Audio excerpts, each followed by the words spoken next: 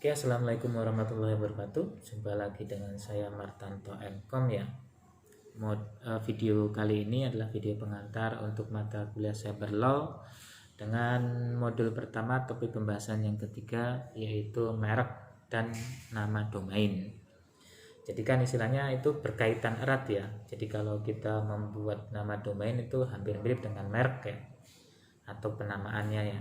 Tapi untuk undang-undangnya itu masih belum terlalu kuat ya, karena tidak ada undang-undang yang mengatur tentang hal tersebut. Jadi yang ada undang-undang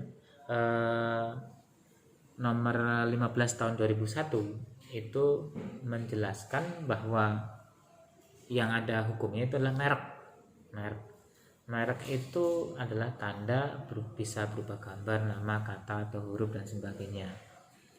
Nah, kalau kita misalnya contoh ya, ada kasus itu sebuah merek dagang ya, ada sebuah merek dagang, misalnya kita merek dari sebuah alat misalnya. Nah, terus kemudian untuk memasarkannya atau menginformasikan produk tersebut ke masyarakat, kita membuat sebuah website dengan nama merek tersebut. Misalnya apa ya contoh ya, yang disebutin misalnya IKMI gitu, contoh. Nah, IKMI itu kan ada istilahnya nama merek sebuah perguruan tinggi. Nah, terus kemudian kita membuat sebuah website dengan nama domain sama dengan merek perguruan itu. Jadi stemikikmi.cirebon.co.id atau ikmi.cirebon.co.id. Nah, itu kan tapi kan tidak sama persis. Jadi biasanya kan kalau kita sebuah merek kita daftarkan. Nah, kemudian itu kan kadang suatu produk dengan sebuah website itu nama domainnya berbeda, tidak sama persis dengan yang didaftarkannya gitu. Nah, jadi sehingga untuk kasus hukumnya itu tidak begitu jelas. Jadi masih dapat diperdebatkan panjang lebar ya untuk undang-undang itu sendiri. Jadi itu bisa dituntut kalau merek dengan nama domain itu sama.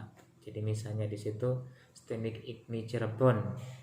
Nah, namanya kan itu, berarti websitenya juga Stemik Ikmi Cirebon, nama domainnya. Nah, itu bisa kalau ada seandainya yang membuat sebuah website baru dengan nama Ikmi Cirebon, Stemik Ikmi Cirebon. Nah, itu nanti bisa dituntut gitu loh, seperti itu. Karena sama dengan mereknya. Kalau itu tidak sama dengan mereknya, misalnya contoh apa ya, merek misalnya kalau kasus yang terbaru itu kasus tentang hak dagang ya. Jadi merek Sony itu.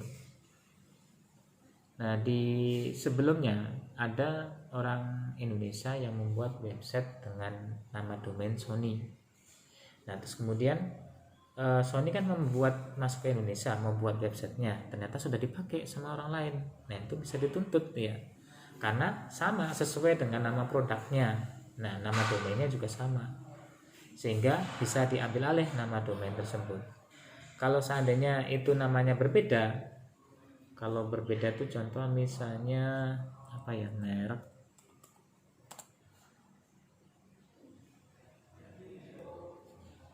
misalnya, nah contoh misalnya itu merek Honda, motor Honda nih, saya sebutin merek ya, merek Honda. Oke, mungkin sekian ya, ini waktunya ternyata nggak terlalu panjang. Saya kira. Wassalamualaikum warahmatullahi wabarakatuh.